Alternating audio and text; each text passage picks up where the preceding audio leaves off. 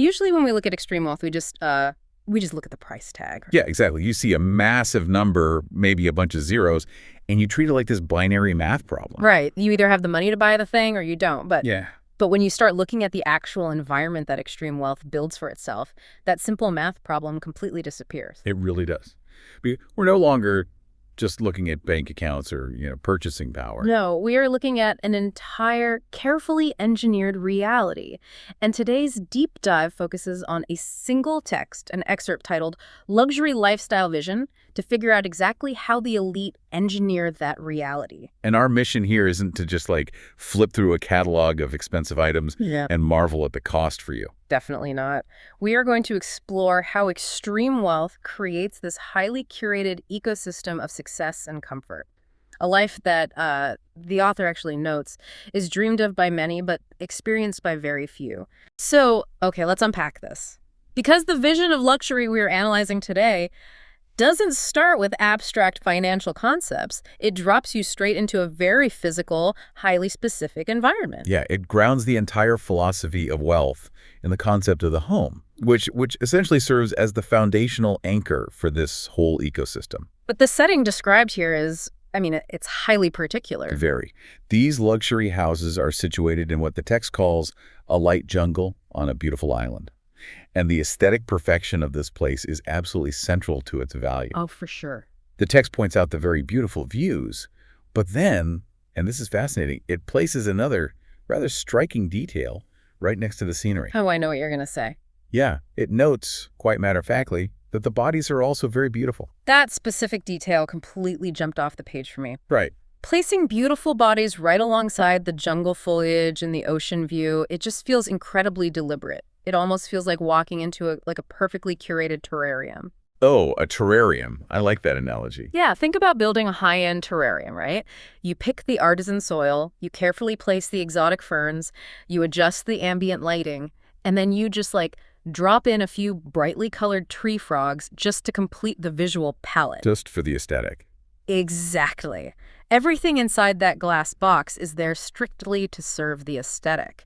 It makes me wonder if, in this specific vision of luxury, human beings themselves are being treated as part of the high-end architecture. Like they're props. Yeah. Are the people in this environment just another curated amenity? Well, when you look at how the home itself is defined later in the text, that terrarium analogy actually holds up perfectly. Does it? Yeah, because these estates are explicitly defined as, quote, not just places to live, but rather as symbols of success, comfort, and elite lifestyle. Wow. Not just places to live. Right. If the fundamental purpose of the entire property is to function as a symbol, then every single element within the property lines carries symbolic weight. The sweeping views, the lush vegetation, the modern architecture, and yes, the beautiful people populating the space, they all merge into this single cohesive tableau of success. So you are no longer just hosting guests at a party, you are populating a set piece. Precisely. The house isn't a shelter, it's a statement. And the interior of that statement contains an amenity that I actually struggle to make logical sense of. The pool. The pool, yes. Okay, we are on a beautiful island, presumably surrounded by this pristine ocean, situated in a lush tropical jungle.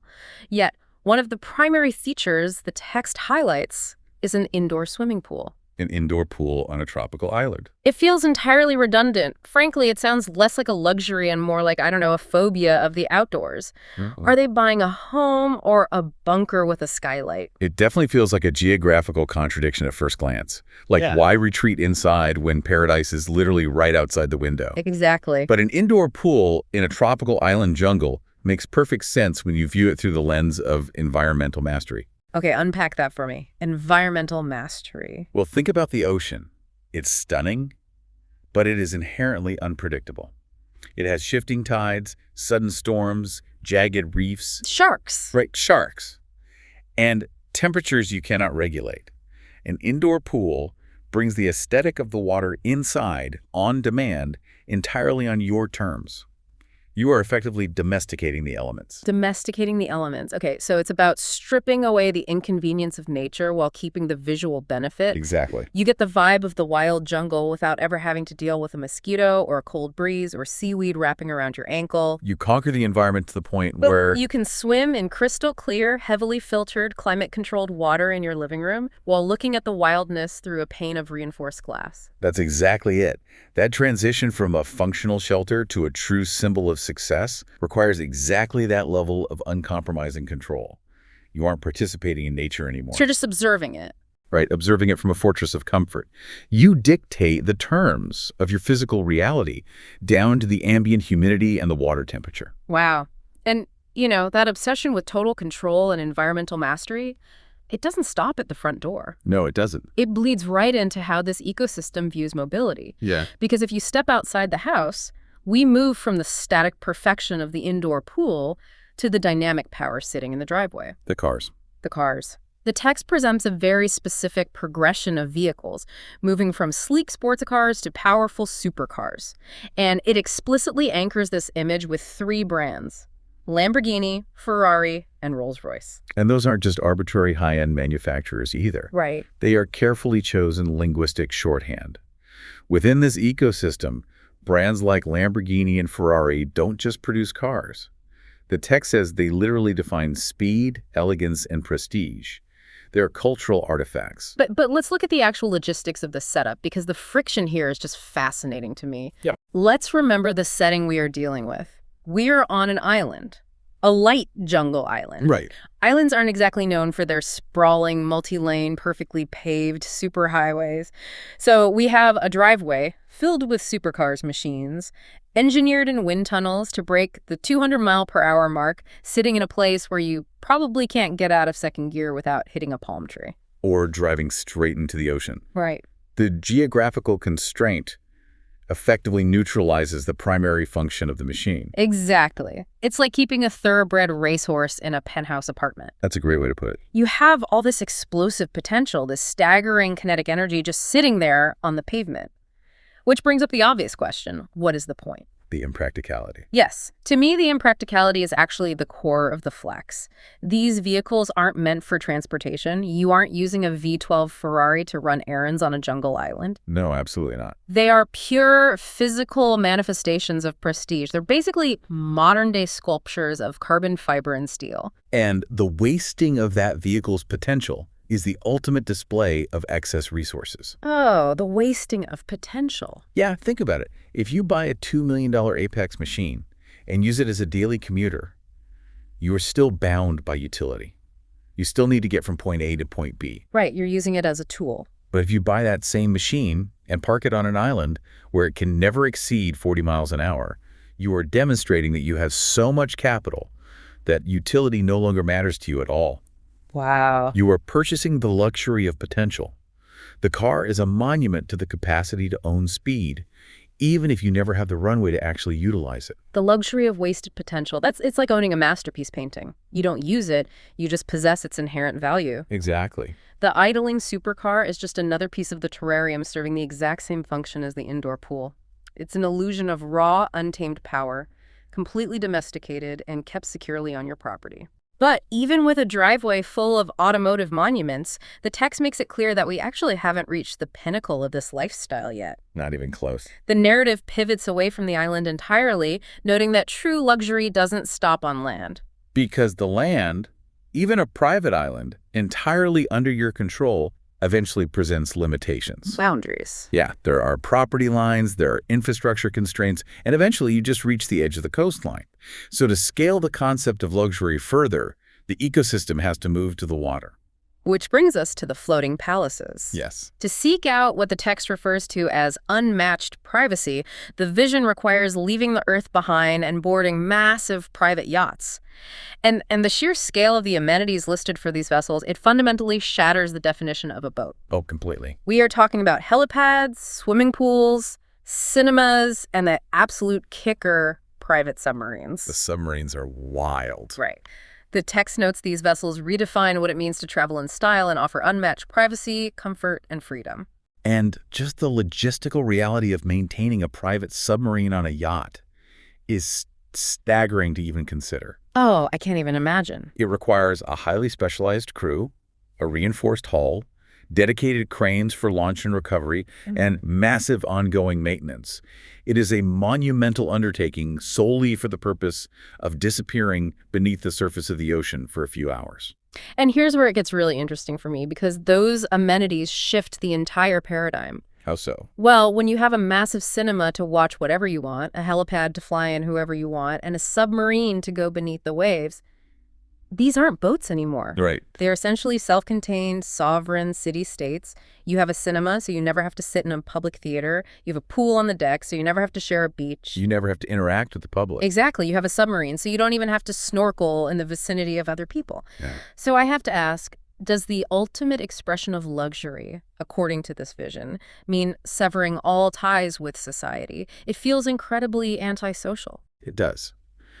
But if you trace the historical evolution of extreme wealth, that antisocial trajectory actually makes a lot of sense. Really? Yeah, think about the grand estates of the late 19th century. Old wealth built massive, sprawling monuments, places like the Biltmore or Versailles, specifically to host society. Oh, right. They were built to be seen, to hold grand balls, to be the epicenter of cultural gravity. Wealth was demonstrated through conspicuous public display. So the house was a performance, and society was the necessary audience. Precisely. But as wealth scales upward in the modern era, the psychological desire often shifts from wanting to be the center of attention to wanting to become completely invisible. Wow, invisible. The text links the yacht directly to unmatched privacy and freedom. The yacht represents the ability to untether from the land, from municipal infrastructure, from laws, and most importantly, from the gaze of the public. Right. The ultimate luxury isn't a grand ballroom anymore. It is the freedom to completely detach and vanish into total self-sufficient comfort. And the submarine is the ultimate escape pod for that philosophy. It literally is. It's a bubble within a bubble. You are already miles offshore on a floating palace, surrounded by an ocean moat, and you still feel the need for a mechanism to dive beneath the surface to get even further away from humanity. You can't get any further away than the bottom of the ocean. For most of us, freedom means the ability to go anywhere in the world. But in this ecosystem, freedom means the ability to completely isolate yourself from the world without ever sacrificing a single ounce of comfort. Yeah. Which brings us to the final section of our text, where the author pulls all these elements, the houses, the cars, the yachts together, to deliver the core thesis of this luxury lifestyle vision. Right. The text moves from simply cataloging these massive physical assets to defining the underlying philosophy that justifies them. It attempts to explain what all this accumulation actually adds up to. Because after walking us past the indoor pools, the idling Lamborghinis, and the helipads, the text makes a rather definitive statement. Yeah, it says, luxury lifestyle is not just about wealth. It's about experiences, exclusivity, and living life at the highest level. And it concludes by observing that from the dream homes to the iconic cars and majestic yachts, this is a life that many dream of but few truly experience. Claiming that this lifestyle is, quote, not just about wealth, is a fascinating rhetorical pivot. It really is. It attempts to elevate the accumulation of assets into an almost spiritual or experiential plane. But the hypocrisy there is almost blinding. Oh, completely. The text insists luxury is not just about wealth, yet massive world-altering wealth is the absolute non-negotiable prerequisite for literally everything we just talked about. You can't buy a submarine with good vibes. Exactly. You cannot have a private submarine experience without hundreds of millions of dollars. Nah. The wealth is the only mechanism that allows the experience to exist in the first place. Right. It makes me wonder if the true value being described here isn't the aesthetic beauty or the physical thrill of the experience at all. Is the core appeal simply the fact that others cannot have it? You are hitting on the fundamental psychology of an economy built on extreme scarcity there. Am I? Look closely at how the source pairs those concepts together. It says experiences and exclusivity.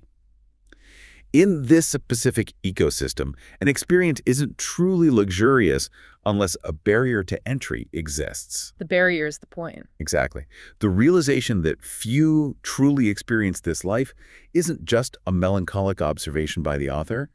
It is the core ingredient that generates the value. So the scarcity itself is the product. Unquestionably, if everyone had a floating palace, it would instantly cease to be a symbol of living at the highest level. It Yeah. would just be a standard transportation. Right, it would just be a floating bus. Exactly. The Yeah. value of the indoor pool, the wasted potential of the supercar, and the isolation of the private submarine are all inextricably linked to the fact that the vast majority of humanity is standing on the outside, unable to access them. Wow. The wealth merely buys the physical object, but the exclusivity, the enforcement of that barrier, is what transforms the object into a luxury. That completely reframes the entire argument for me. The joy isn't just in the physical sensation of swimming in a beautiful pool.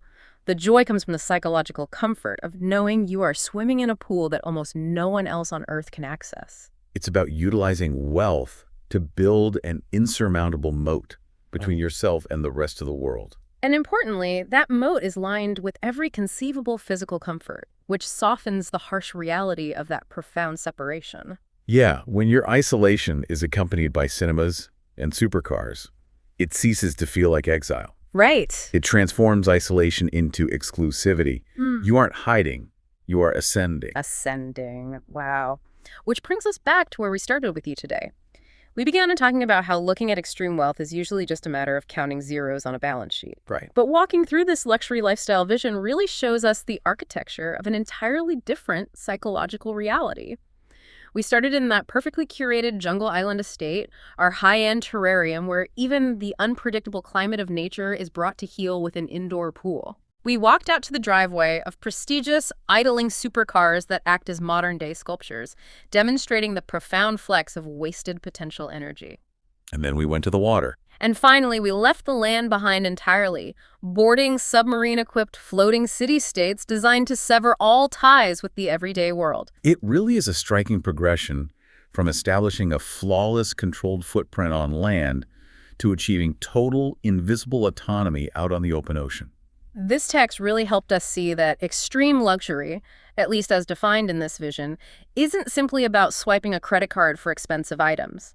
It is about purchasing ultimate comfort, dictating absolute control over your physical environment, and securing an unmatched level of privacy. It's about building a bespoke ecosystem that responds only to you, while aggressively keeping everyone else out. It forces us to look past the shiny surfaces of the helicopters and the cars and recognize the deep psychological desires driving these massive acquisitions, the deep-seated need for control, the relentless pursuit of scarcity, and the premium placed on absolute, unbreachable exclusivity. Which leaves us with one final, lingering thought for you to mull over as you go about your day. We started by comparing this highly curated ecosystem to a beautiful terrarium, carefully arranged for maximum aesthetic pleasure. But if the absolute pinnacle of luxury, according to this source, is found in unmatched privacy, exclusivity, and floating away in a self-contained submarine-equipped palace, does the ultimate peak of human success actually look like total isolation from the rest of the world?